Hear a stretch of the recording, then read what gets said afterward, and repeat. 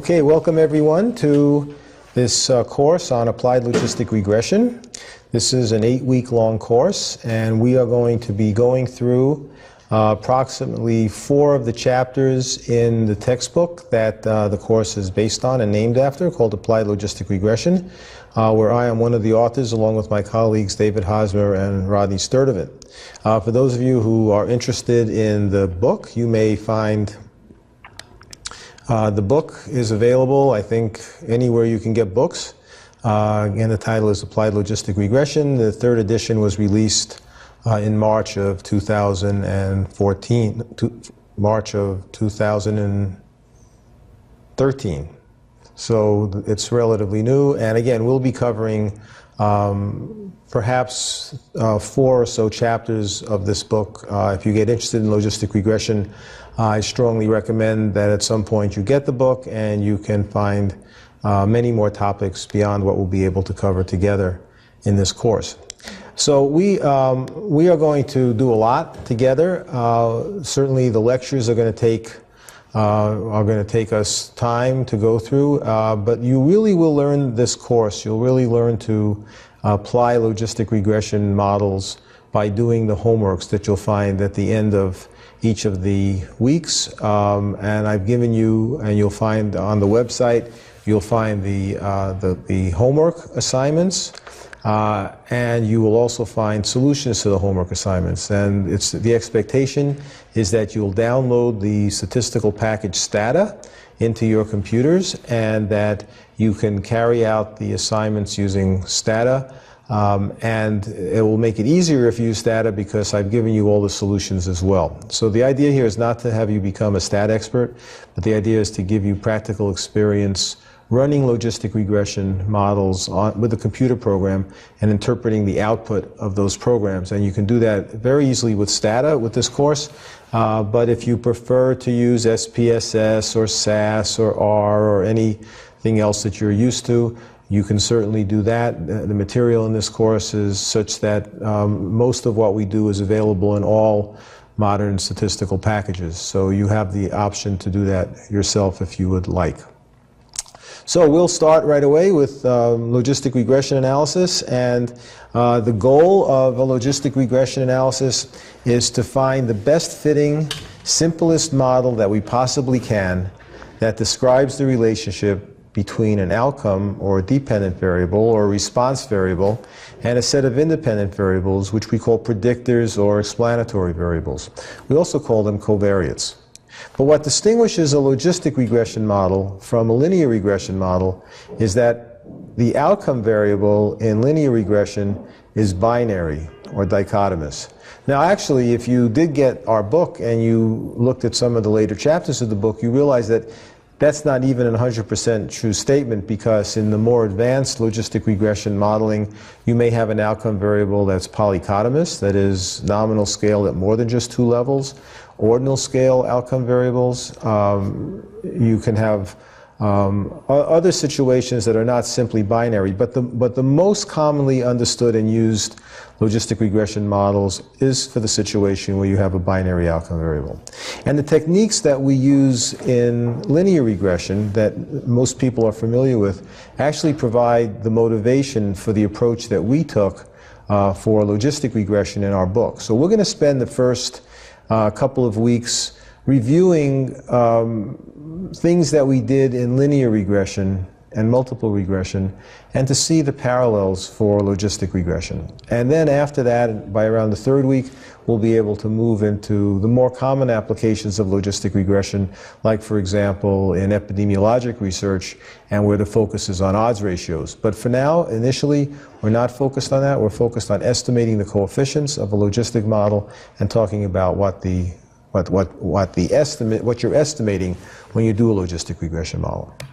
So we'll start with an example, and this is an example that we call the CHD age data. By the way, I should mention that all of the data sets that you're going to see in this course will be on the website. In fact, we'll put all of the data sets for the entire book on the website, so you'll have access to all of them. I had mentioned Stata, so we have a special site license with Stata that you will be able to download Stata into your computer for the duration of the course. The license will expire when the course is over, but you'll have options to obtain a copy for yourself after that if you choose to do that. And all of the data sets will be in the format for Stata. Although we may put up, again, we may put up a version for SPSS and SAS as well, so that no matter what package you're using, you'll have the data set for that. So this is called the CHD age data. This is a made-up data set. It's not real. We have ages and a variable called CHD, which is whether or not the subject had evidence of coronary heart disease at this particular age that they're measured at. So there's 100 subjects. Notice that I've put the data in order from youngest to oldest. And if I said to you, well, is there a relationship between CHD and age? Just look at the data. Can you see whether there's an association between CHD and age? And if you look at it carefully, you'll notice that, again, it's arranged in order by age. So this is the youngest person was 20 years of age.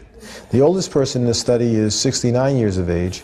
And you can see that the heart disease, coronary heart disease status is, well, the first 4 people are young and they have no evidence of coronary heart disease. But then there's a 25-year-old who does have evidence of coronary heart disease, and so on and so forth. So in the younger ages, you see lots of zeros. That means no coronary heart disease. But then when you get to the older ages, you can see that lots of the people have evidence of coronary heart disease. So there's more ones in the older ages than there are in the younger ages.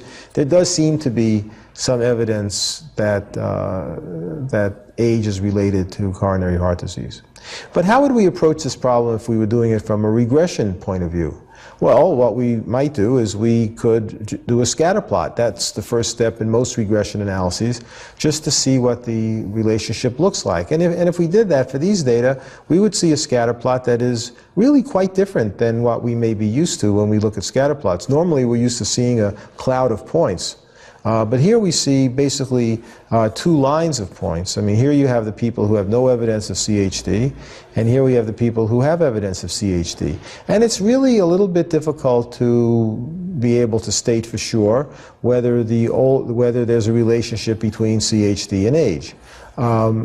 If you look at this really hard and maybe squint a little bit, you can kind of see that the group of people with CHD, these points appear to be shifted to the right a bit of these points. So it does appear that people who have evidence of CHD are somewhat older than those who don't have CHD, but it's hard to see that. One thing that you might do is, if you have familiarity with graphical programs, graphical packages and graphical programs and statistical packages, you might draw a box plot for these data. And if you did a box plot, you would see this more clearly, because you'd have a box that covers the middle 50% of the data and the median.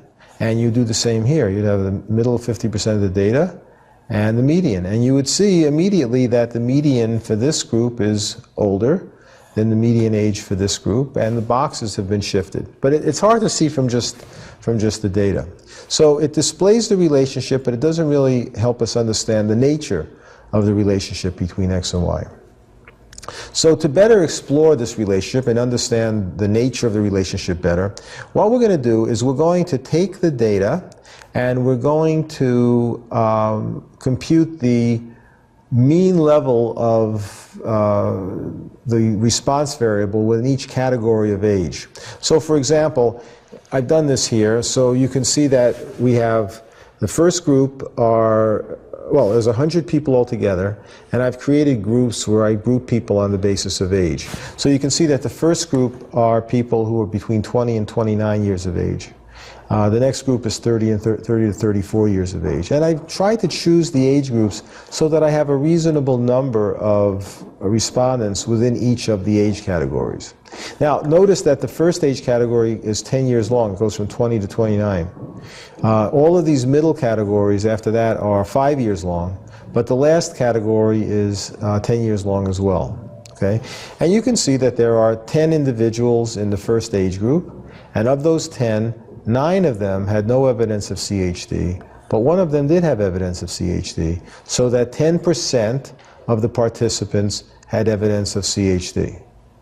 And in the next group, you can see that 13% of the next group had evidence of CHD, and so on and so forth for each of the groups. We can see that as age increases, we can see that the percentage of individuals with CHD is increasing as well.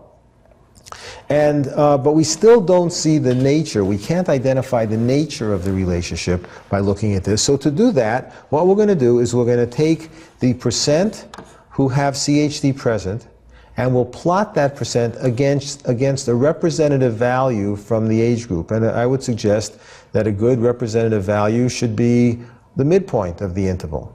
So if I asked you what would be the midpoint of this interval, you might take the average of 20 and 29 and say that that would be 24.5. But that would be wrong, because this interval is really 20 to 29.99999.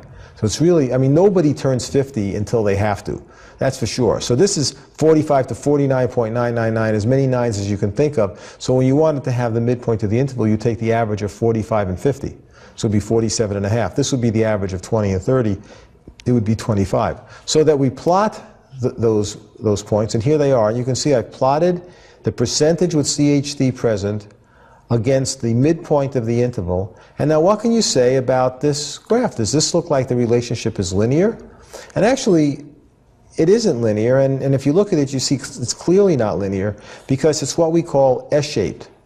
And it approaches 0, and it approaches 1 gradually. It's steep in the center, but then it flattens out at both ends. So this S-shaped curve, it resembles the plot of a cumulative distribution function of a random variable in statistical theory. And there have been some well-known cumulative distribution functions that have been used to provide a model for the expected value of y given x in the case where y is dichotomous.